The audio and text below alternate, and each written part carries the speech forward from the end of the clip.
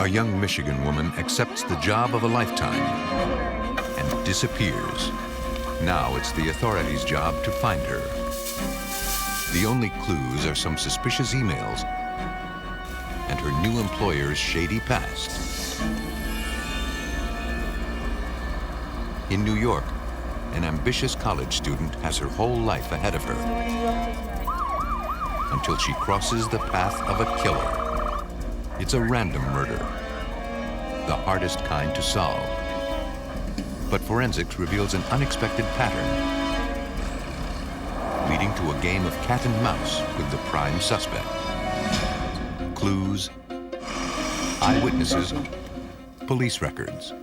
All of these help investigators. But each provides small consolation when the victim or the killer has vanished.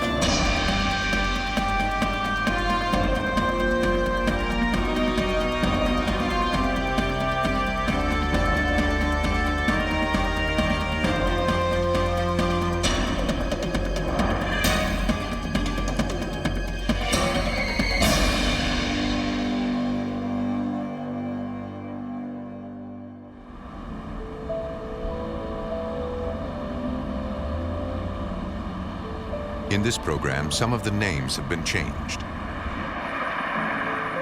March 25th, 2000, Newport, Michigan. Call it a mother's intuition.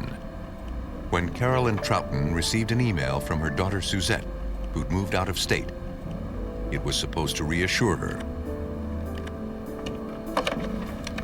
Instead, she called the police.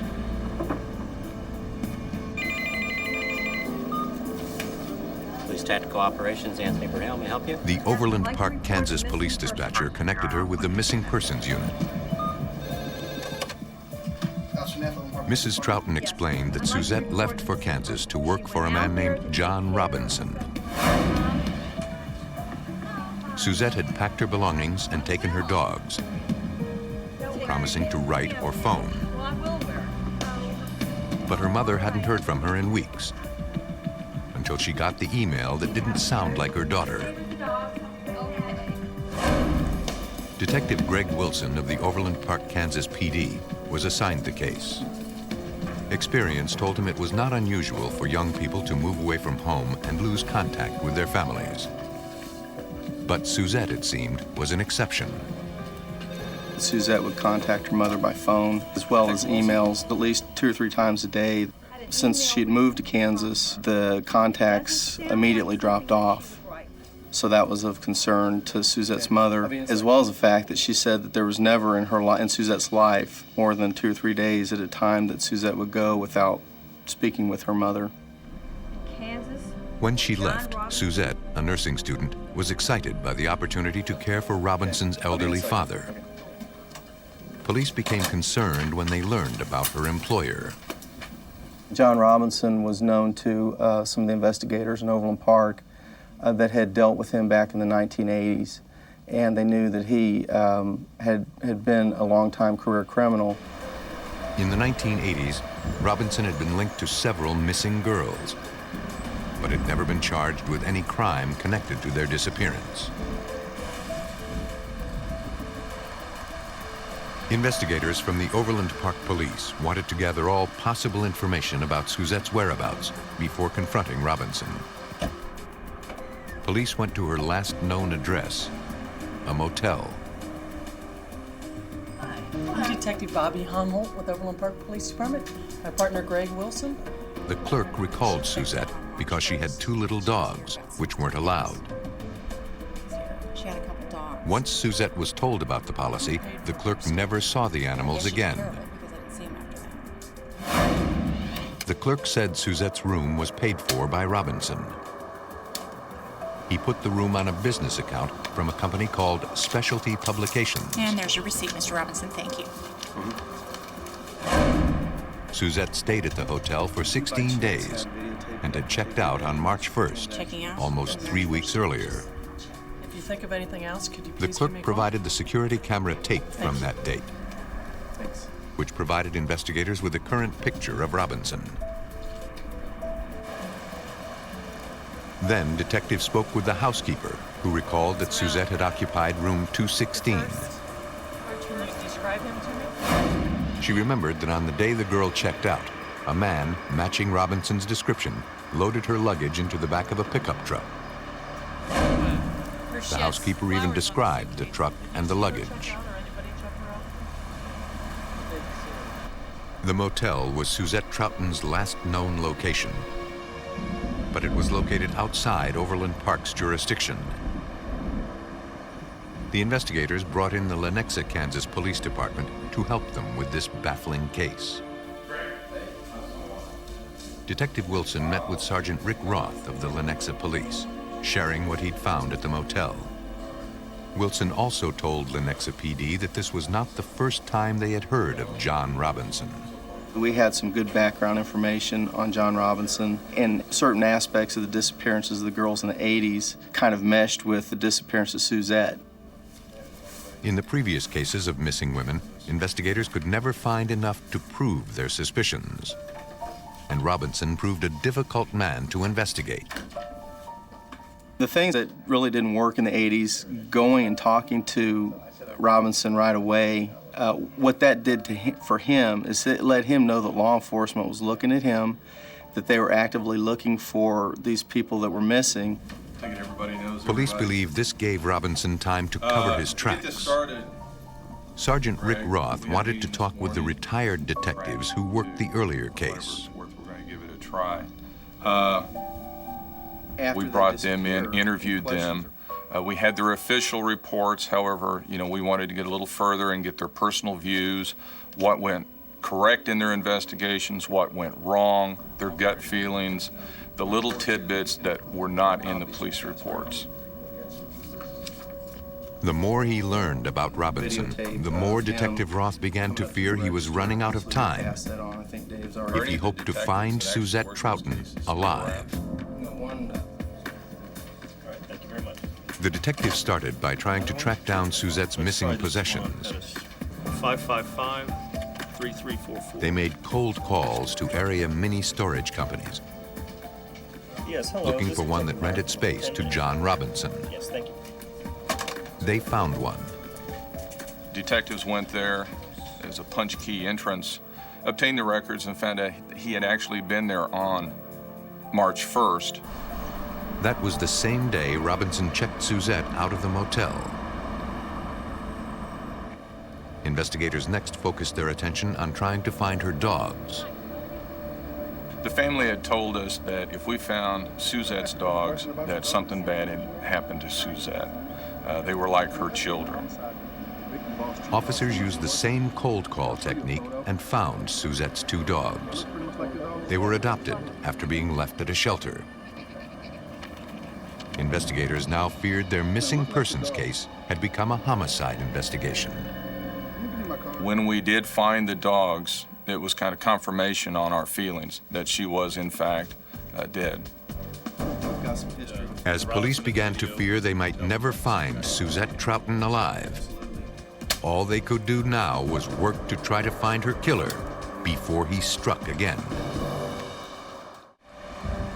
As police continued the search for a missing girl in Kansas, they focused their attention on the man who had last seen her, a career criminal named John Robinson.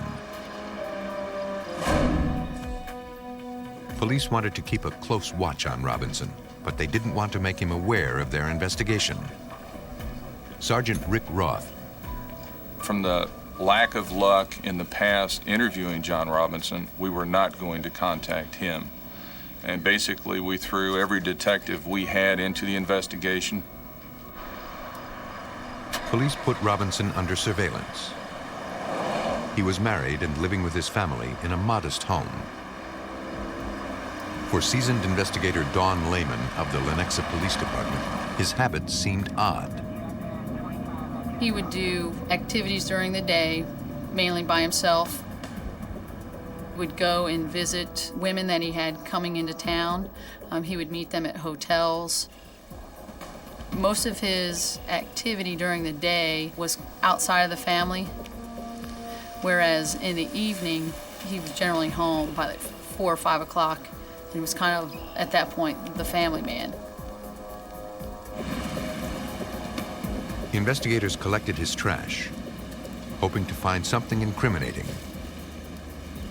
Something to link him to Suzette Trouton or to his cloudy past.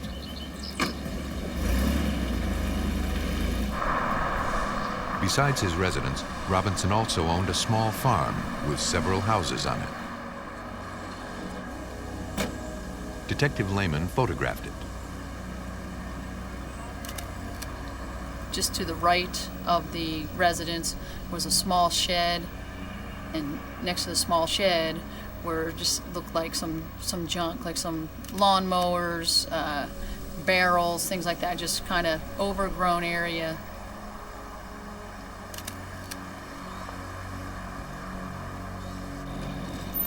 But a more immediate clue was coming together at the police station, where a bag of shredded documents was found among Robinson's trash. Strip by strip, detectives found their next leads. Phone records, credit card bills, and internet records. But one piece of evidence stood out. We found a bill for a storage locker over in Raymore, Missouri. When the investigators went over there to talk to the storage company, they were able to find that John Robinson actually had another locker there at that same site, but it was actually in one of the other victims' names.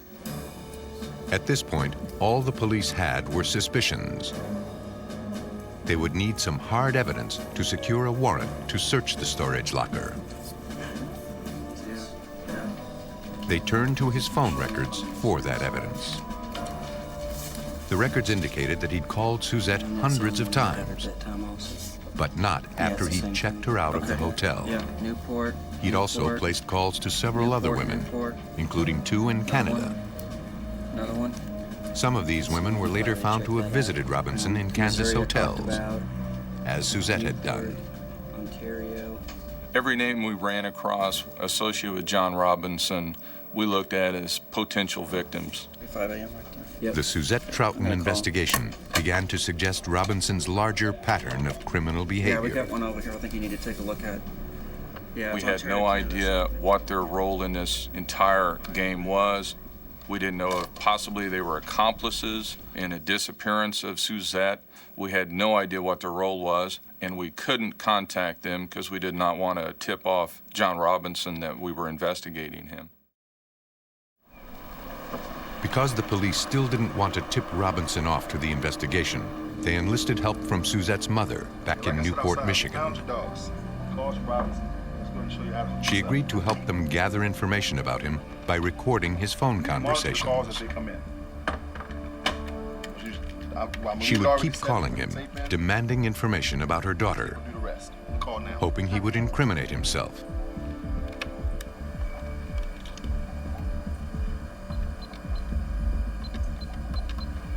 But he was too slick. He told her that Suzette was traveling with another man, and he hadn't heard from her either. He never said anything that would help police.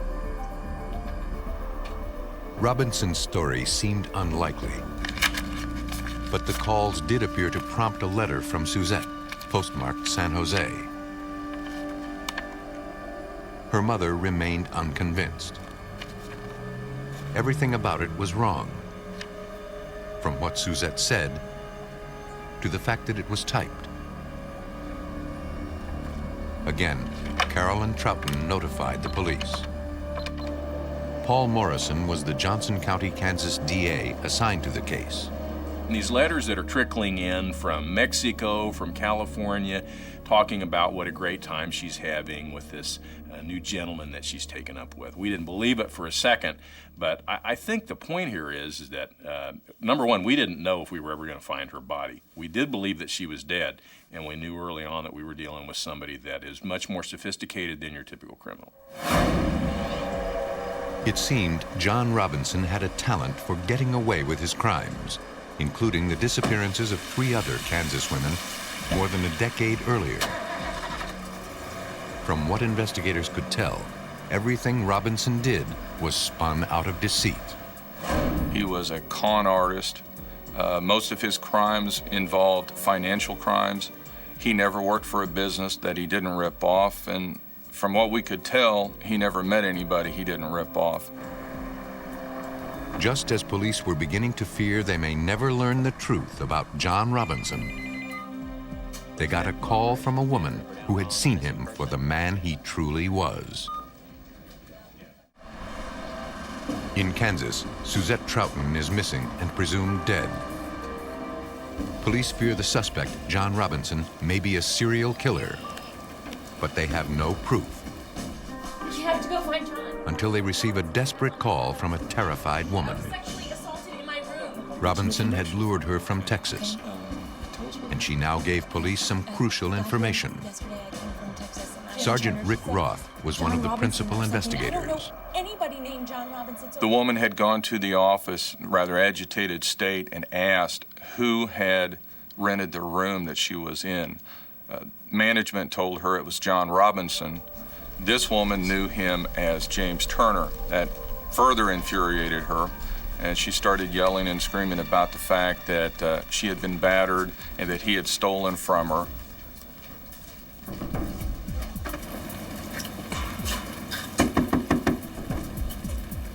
Armed with this victim's statement, police finally had what they needed to confront John Robinson directly. When they arrived, he was home alone. Mr. Robinson, a couple of things that we want to talk to you about. They asked him about Suzette Trouton and other missing women. He pled ignorance. We'll just hold it right there because actually you're under arrest. Investigators arrested him for battery and felony theft based on the Texas woman's statement. Search warrant in hand, a small army of detectives and crime scene officers descended upon Robinson's home. As the suspect himself was shuttled off for questioning at police headquarters. It appeared Robinson lured vulnerable women to Kansas with the promise of friendship, jobs, or exciting sex. He set his trap using email, so investigators confiscated his computers. Police also collected bills for storage lockers, credit card statements, and hotel receipts. Lenexa detective Dawn Lehman notes some of the other discoveries. We recovered several books on creating new identities, make someone disappear, things like that. We recovered letterhead from the CIA, DEA, ATF. We even collected several pieces of information from some of the women from the early 80s that he had kept documents of or notes, probably to keep track of who he had spoken to with their families. Missing was any evidence leading to Suzette Trouton. Investigators hope to find it in his computers. Detective Mike Jacobson of the Overland Park, Kansas PD was assigned the task of analyzing the contents of Robinson's computers. What they wanted us to look for were other victims. Are there other pictures of women or men on these computer systems, people that we don't know about? And in fact, we did find some of those types of pictures. They wanted to know about communications. Were there communications between John Robinson and others, specifically Suzette Trouton and other victims as they were identified? Investigators determined that the email supposedly sent by Suzette to her family in fact originated from John Robinson's email account. That suggested that Robinson himself had sent them. Police hoped for a more substantial link in Robinson's storage units. I don't know if at that point we ever thought that there was actually, bodies or anything in the storage lockers, but we felt that there was something that would connect him to these missing women. They weren't disappointed. Investigators found Suzette's luggage, her computer, clothing, identification, and other personal possessions. Here's Suzette's driver's license and her social security card. Get that? More incriminating was a stack of stationery pre-signed with Suzette's signature.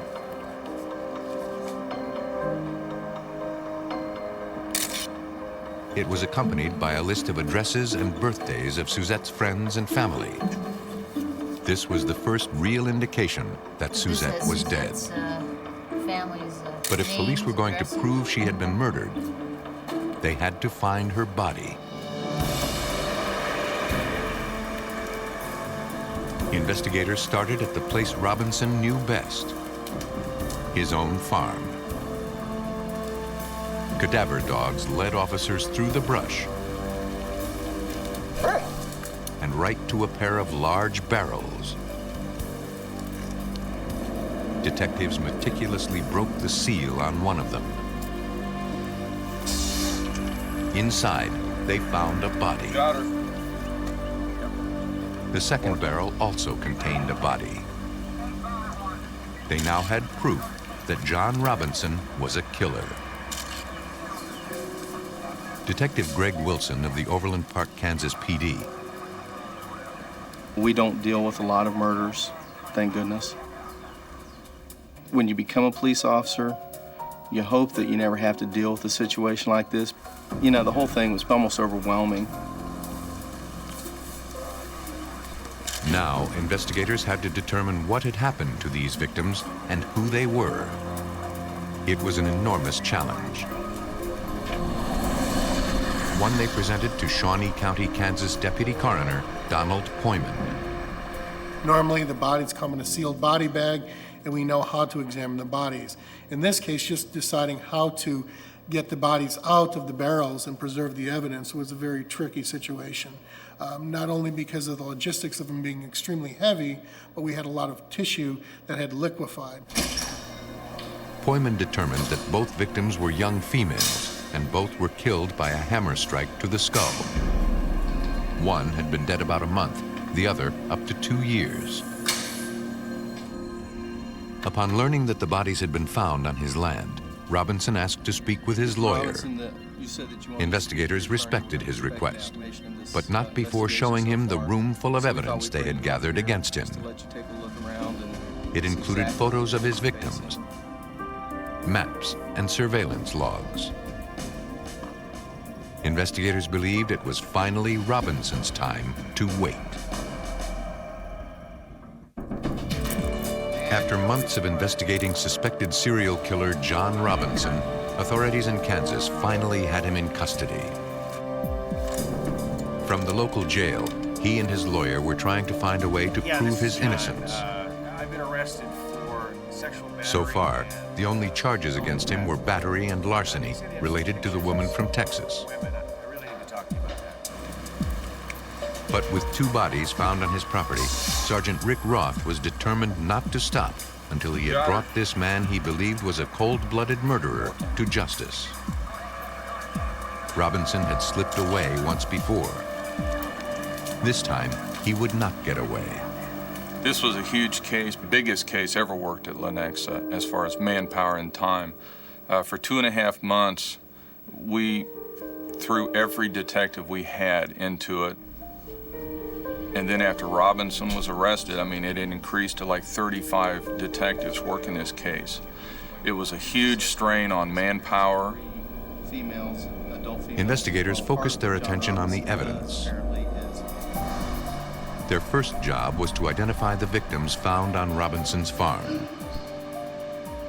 Dr. Daniel Winter, forensic odontologist, was asked to assist with the identification.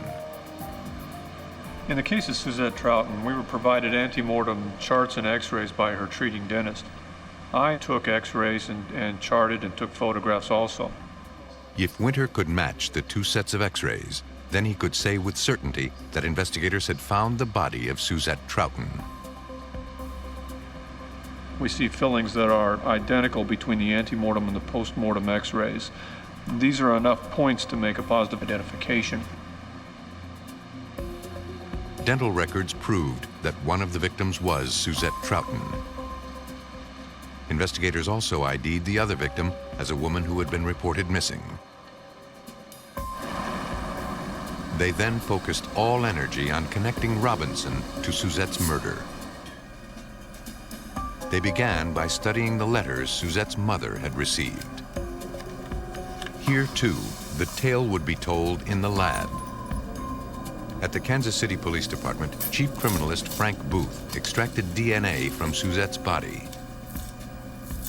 He hoped to compare it against cellular material pulled from the envelopes that Suzette supposedly sent her family. He wanted to see who had actually sent the letters.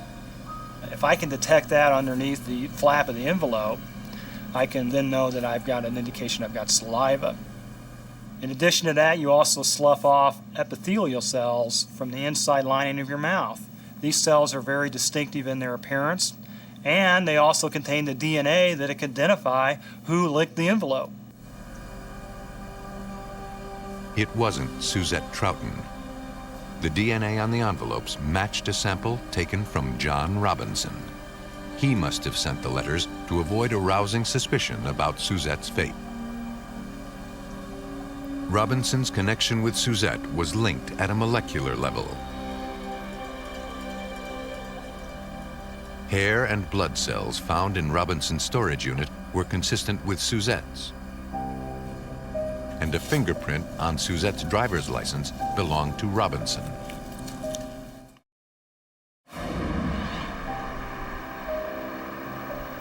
I believe Suzette Trouton thought she had the opportunity of a lifetime when she traveled down here. She was supposed to get a salary of $65,000 a year, a leased car. She was supposed to stay in a 5-bedroom mansion. She was going to travel the world with John Robinson and his elderly father, which was supposed to be her job, was taking care of him. She never saw it coming. It couldn't be disputed. John Robinson murdered Suzette Trouton and several other women. The evidence had finally caught up with him. It was a fact that did not surprise DA Paul Morrison. John Robinson had been killing people for over a decade and a half, and he'd never been caught. He knew he'd been investigated at least a time or two for that, and he'd always beat it. So I think to a certain extent, there's a certain amount of arrogance that comes into play, and John Robinson is a very arrogant man. But John Robinson could not outsmart the evidence. He was charged with 2 counts of capital murder and 1 count of first-degree murder. He received the death penalty. John Robinson crafted elaborate schemes to get close to his victims.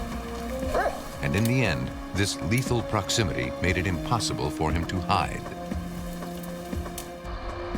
But when the killer is a stranger who strikes and then vanishes, he or she can become nearly invisible.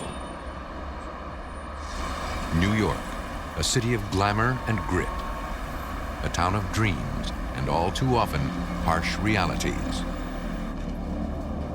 In June 1998, a woman on her way to work can't believe what she sees. A body lies across the stairwell of her East Harlem apartment building. The woman called police.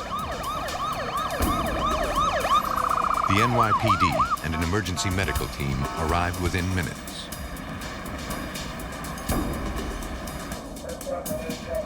But there was no emergency. It was clear that the young woman had been dead for some time. Investigators determined she had been sexually assaulted. And with no identification, that was all they knew about her. Homicide detective Rob Mooney had his work cut out for him. We weren't sure if she lived in the building that she was found in, and because of the lack of obvious trauma, there was no real cause of death obvious at the scene. Investigators would have to wait for the autopsy to determine how she died. The detectives that initially responded to the scene carried it as what we call an investigate DOA, because there was no cause of death known to them and nothing obvious, and there wasn't anybody at the scene telling us what happened to this woman. At the medical examiner's office, the autopsy confirmed that the victim had been sexually assaulted. The technicians performed a rape kit and collected DNA evidence in the event they identified a suspect. The autopsy also showed that her death was not an accident. The medical examiner's office gives us the cause of death as asphyxiation due to chest compression, meaning that somebody or something was heavy enough or exerted enough pressure on her chest to cause her to be unable to breathe. Police went back to the apartment building and canvassed the residents to find out if anyone knew anything about the girl. No one had seen or heard anything suspicious, and no one had ever seen the girl before.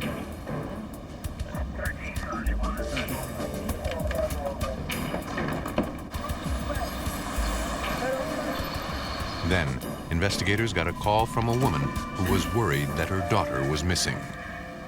Police spoke with the mother. She told them her daughter's name was Rashida Washington. She described Rashida as an ambitious 18-year-old who was working to put herself through college. Police now had a name to try to match with the victim. The police department has a unit that's assigned to the medical examiner's office, missing persons unit that works there. And when they get a report of a missing person, they normally, through course normal business, will match up missing persons reports with unidentified remains. And that was how the identification was made. We have a victim. The woman found murdered was Rashida Washington. Young lady over on 720 West. But no one knew how she ended up dead in the building. Washington. It was several blocks from her home She was identified. She works and wasn't late. anywhere near her college campus. She was going to New York City Community College. Could you check on that? Get the. Investigators went to the school she attended. Hey, how's it going? Good. They pored over her class lists, looking for someone who could connect her to the building where she was found. Looks good, man. Thanks. They could find no link. There seemed to be no logical reason for her to be in that building. Next, they went to the dress shop where she worked. They hoped that possibly the manager could shed some light on the mystery of what happened to Rashida Washington. The last time I saw The manager told them that Rashida stayed late and did not mention any plans she had made after work. We found out that she had left work, I think about 9:30 at night, the last day that she was alive, and as far as anybody could tell, took the train as she normally did, and then never made it home. Police hit another dead end. Investigators again turned to those closest to Rashida. It's important to find out who's responsible. We can't give it a slow approach. It's got to be done right, and it's got to be done as quickly as possible to try to prevent further crimes from being committed. They were trying to find out if she had any enemies, We won't talk about that. anyone she was arguing with, or if she was mixed up with the wrong crowd. Her family and friends and co-workers were shocked to find out that she had been the victim of a murder. She was not the kind of person that you would normally find in this position. Desperate for answers, Rashida's family and friends posted flyers throughout the neighborhood.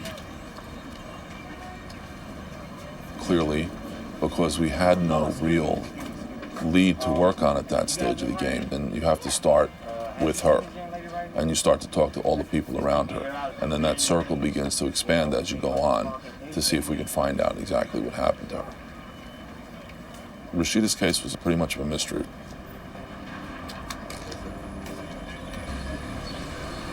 With no information to go on, the Rashida Washington rape and murder investigation faltered. Then, 3 months later, police confronted another case of rape. This time, the victim survived. She accused a resident of her apartment building. The man was arrested and imprisoned for the crime. But in this case, investigators may not have gotten the right man. In New York City, police are struggling to solve the murder of 18-year-old Rashida Washington. They believe that they have their suspect behind bars. But cutting-edge science is about to point the investigation in a new direction. In 1998, state and federal crime labs were setting up DNA databases for criminal cases. While adding the DNA from the perpetrator of the second rape into the database, the lab made two crucial and totally unexpected discoveries. First, the man imprisoned for the crime was innocent. And second, the real culprit had also raped and murdered Rashida Washington. Match with your homicide case. Homicide detective Rob Mooney. The linking of the two cases through DNA was huge for us. That was a huge break. It did not, at that point, tell us who the perpetrator was, but it did tell us that there was at least one person responsible for at least two cases. And it gave us a lot more material to work with because we have a live victim now. We have somebody that's seen the person that killed Rashida Washington can still tell us about. So the IDs were made by something else. So But the information from the database did not stop there. It appeared to Karen Dooling, who was an assistant director at the DNA lab for New York City's medical examiner, that the rapist who had turned murderer had been on a spree. Originally, you had these two investigations that were thought to be completely separate, and one of those investigations was even thought to be part of a completely separate pattern, and how these two cases linked together. And as time went on, you know, within the next year or two in the laboratory, cases continued to link to this pattern, cases that people had no idea were this same perpetrator or that were linked to each other. From interviews with the surviving rape victim, police developed a sketch of the suspect. It was widely circulated around the college Rashida attended and throughout the city. The investigators' hard work paid off. A woman called with an anonymous tip. She's pretty certain that the person in the sketch is somebody that lives in her building on East 111th Street.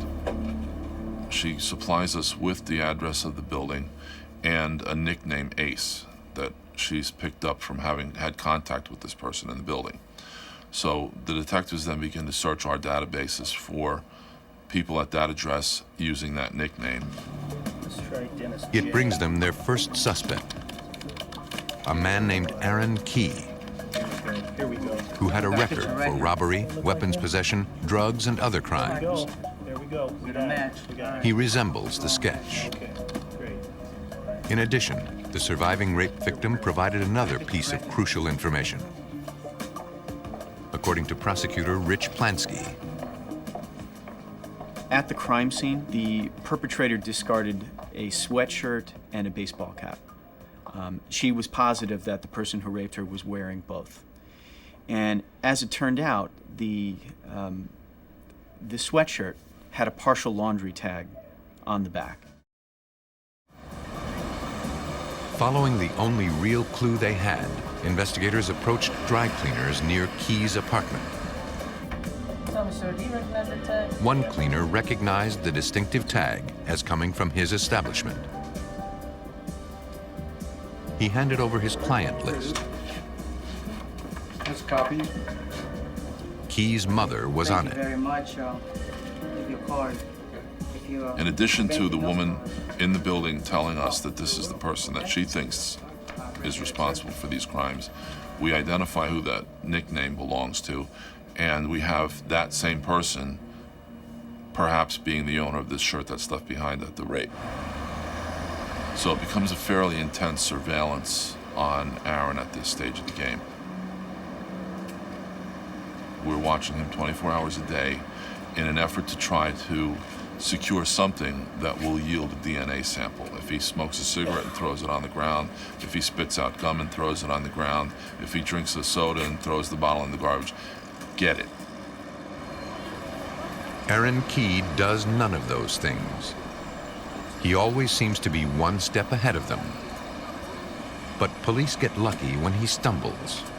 So we fill out a wanted card for Aaron Key, which means that if he gets arrested any place else in New York City, we'll get notified immediately so that we can do whatever we need to do with this person. And what happens is Aaron gets arrested in Midtown North for an attempted petit larceny. Believing this is their chance to finally get a DNA sample, For felony theft, police tell Key they need to swab his cheek to test for TB before they lock him up. But the problem here is, in order for us to be able to use that legally, he had to sign a release that clearly states this is going to be typed for DNA and it's going to be put into the medical examiner's data bank. The second that he read that, he was like, nah, you know what? He goes, I joined Jehovah's Witnesses recently, and I don't think I can do this until I consult with the elders in my church. And that was the end of that. Not quite the end. Though Key did all he could to conceal his DNA, the authorities stayed one step ahead. They kept a close eye on him in prison, and a guard collected coffee cups from Key and adjacent inmates. All of them are tested for DNA. All of them produce DNA, but one of them produces DNA that matches the evidence in all of these cases. Investigators believed that Aaron Key was the assailant in all 5 cases. They simply had to match his DNA to the DNA in the database. But because of the huge number of records on file, that would take time. Time the investigators did not have. With only a petty larceny charge against him, police had to let him go. They try to keep him under surveillance, but he manages to slip away. We have no clue where he is at this stage of the game. So now it becomes kind of a media blitz the next day. His picture is on the front page of the newspapers because that very morning that he disappears is the day that we get the DNA match back. So he's our guy. Rapist, killer, escape artist. Aaron Key is on the loose, and he could be anywhere. In New York, DNA has linked 34-year-old Aaron Key to 5 rapes and 2 murders. But the suspect has fled. Detectives kept an eye on his apartment for days just in case he returned. Then, late one night, a light went on. Police wasted no time. But the man inside was not Aaron Key. It was his roommate. Key wasn't there and hadn't been there for days. His roommate didn't know where he was. But at that instant, the phone rang. That's all right. No, answer it for me, please. The roommate picks up the telephone, and I could tell just by the look on his face that it was Aaron that was on the phone. I said, give me the phone. They said, you got to come in. Every cop in New York City's got your picture right now. Key agrees to meet with Detective Mooney to turn himself in. He says, but I don't want to step out and have 100 cops jumping on me. He says, I just want you by yourself, meet me in the street. So I go, okay, no problem. I said, but make no mistake about it. Don't come in the block with your hands in your pockets or we're going to have a problem. Police don't want to play any games with Key, and they get his cell phone records to try to pinpoint where he was making the call. They want to pick him up before he has a chance to run again. But they are too late. while I'm having this conversation with him where he's telling me that he's on a number 6 train on his way uptown to come and turn himself in, he's actually at Penn Station in Newark, New Jersey. Police then set about using credit card and phone records to try to find Aaron Key. The trail leads them south. I call up our tech people and I say, listen, dump this phone right now, meaning the phone that was the receiving end of that telephone call. We have that number. I want all the phone calls that came in between these 2 time periods. They determined that this telephone call came from a phone booth in downtown Miami. The next morning, myself and another detective were on a flight. After arriving in Florida, police tracked down the phone booth Key used. It was located directly in front of a hotel. We pull into the parking lot and we're setting up and we're figuring we're going to be here all day sitting here watching this hotel to see what happens. And not 5 minutes later, here comes Aaron walking down the street and he's with a young girl. So I'm thinking, this is bad. This is like victim number 9 walking right past us here. New York detectives, accompanied by Miami police and SWAT team, descended upon the hotel and sealed the exits. Let's go upstairs. They've got Key trapped, along with all of the other guests and hotel staff.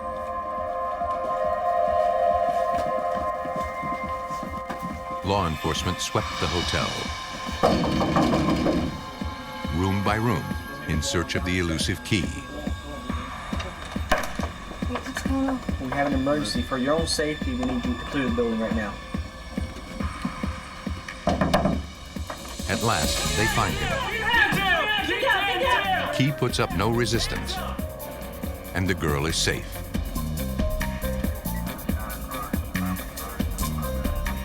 If police hadn't found him so quickly, the girl might have become his next victim. Their quick reactions probably saved her life. Key was extradited to New York, where he spent several hours denying his involvement. Even in the face of scientific evidence, investigators needed to find a way to get Key to talk. And one of them suggested that maybe his girlfriend could get him to confess. Against Detective Mooney's better judgment, Key's girlfriend was allowed to see him. And he spills everything. He admits to every one of the crimes. And of course cannot offer an explanation for why he did it, just that he did do it. This all becomes good, usable evidence for us at trial, because it was unsolicited. She wasn't sent in there as an agent of the police for any reason. In fact, I argued that she shouldn't go into the room. Though Aaron Key had girlfriends, he was a sexual predator who enjoyed taking women by force. Rashida Washington lived in the same building as Key. She must have known him. And in his mind, because she could recognize him, she had to die. Rich Plansky was the prosecutor. The case wouldn't have been solved without forensic evidence. Forensic evidence did 3 things in this case. Number 1, it identified Aaron Key for us. Because he left his DNA on 5 of our 7 victims, in the end, it told us this was the right guy. Number 2, it exonerated a number of innocent people, 2 of whom had been arrested and identified in lineups for 2 of the rapes. And number 3, it was instrumental in helping us convict Aaron Key and putting him away for the rest of his life. Key was sentenced to life in prison without the possibility of parole. The bottom line is this person is off the board forever. You won't see him anymore. And had he not been taken off the board, more crimes would certainly have been committed. A killer's motivation remains a mystery, but the residue of his crime lingers. Thanks to the tireless work of forensic scientists, when a murder occurs, it is impossible for the killer to simply vanish.